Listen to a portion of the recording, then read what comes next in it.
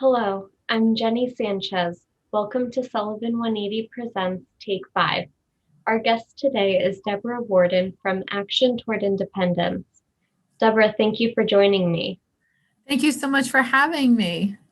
It's our pleasure. Can you please introduce yourself with your title and tell us a little bit about your organization? Sure, I'd be happy to. So I'm the executive director of Action Toward Independence, and we usually go by ATI. A lot of people know us by that. And we are what's called an independent living center. And what that is, it's an agency funded predominantly by federal and state funding sources that provides services to any individual who has a disability. And we're all over the country. So thankfully, in Sullivan County, you have ATI as well as other independent living centers. That's great. And what kind of programs and services do you offer? Well, we actually have services from anyone from birth to end of life, even. Our services are for not only people who have a disability, but also their caregivers and family members as well, because usually a person with a disability has caregivers to help them. So we provide various services. We offer classes such as financial literacy, parenting classes, anger management. We also have programs for computer skills, job readiness, especially for people with disabilities trying to get back into the workforce. Sometimes a disability occurs because of an accident. You have to completely change your vocation and you're just not sure what to do or what you want to do or what you're able to do. So we help people navigate that as well. We supply core services through our directives. They're about advocacy, peer counseling, systems advocacy, which is helping, it could be helping an employer provide reasonable accommodations or having to change policies and procedures. And we help people do that as well. So basically, we're really able to help across a wide spectrum of people of ages and of various disabilities. Wow, that's great. And what about disability awareness would you like the community to know? I think one of the biggest myths that we encounter is someone says, well, I don't have a disability. I'm not collecting disability. Or, I'm not on SSI or SSDI, that type of thing. But that's not what we do or necessarily all that we do.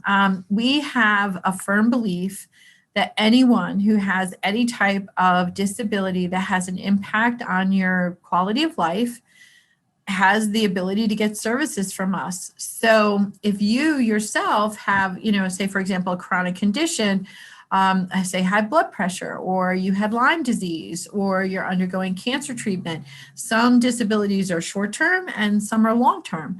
So we're able to really help everyone. And we want to, our second biggest priority is also bringing more awareness for mental health, because that too it can be a disability.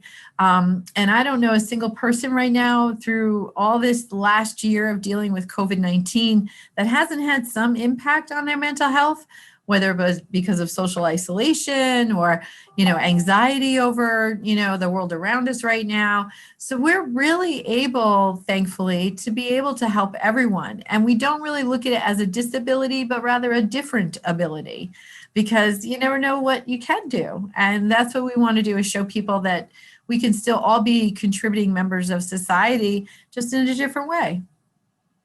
Certainly, thank you. And what can Sullivan County residents do to help ATI? Well, that's a great question. We're always looking for supports and services that people can provide. For example, ATI is a peer run organization. And what that means is we're actually governed by an executive order that requires that over 51% of our staff, as well as over 51% of our board, have to have a disability. So you have that peer approach. So we ask community members if they want to become part of that, if they want to volunteer for ATI, or if there's an interest in being on the board and giving their perspective from having a disability and bringing that to a really tangible way of helping others, because that's really what it's about, is that we're here to help each other. And and on top of that, anytime I have many people that say I can't get out, or I have, anxiety about COVID. I'm not sure how much I can do. But instead, then, they might be able to make a monetary contribution, which we're always looking for donations to support our programs. Okay, and how can people stay in touch with your organization? Well, we're a phone call away, as I always say to people. They can always get in touch with us, which is at area code 845-794-4228. Plus, we also have offices in Orange County, which people can call there as well. That's 343-4284. And I really think that if people follow us on Facebook, you would learn a lot about all of the different programs that we're doing on a regular basis. For example, we have a veteran program that provides service dogs to veterans who have PTSD. So you might have a veteran that wasn't aware of that program, and then they also get into other programs of other services that we provide. So check out our Facebook page, which is Action Toward Independence, or our website is atitoday.org. And we also, for those people who aren't really as connected, cyber wise, that we still do a printed newsletter. So anyone can always call up and be on our mailing list to receive that. Okay, thank you. Is there anything else you'd like to share today? Just that we are here to help. We have programs for everyone. And even if it's just to ask a question, where can they find something, or that information and referral, I think, is one of the biggest services that we provide. We are always getting phone calls because, perhaps some other office isn't open, or they don't have people working on site and people working remotely. We've been open every day since COVID-19 started, and we have been really trying to be that calm in the storm for people and be the helpers, that I think people really need right now. So just give us a call. We're more than happy to help you, or we will find someone who can help you. It's wonderful. Deborah, thank you so much for being here and for sharing all the great work that your organization is doing with us.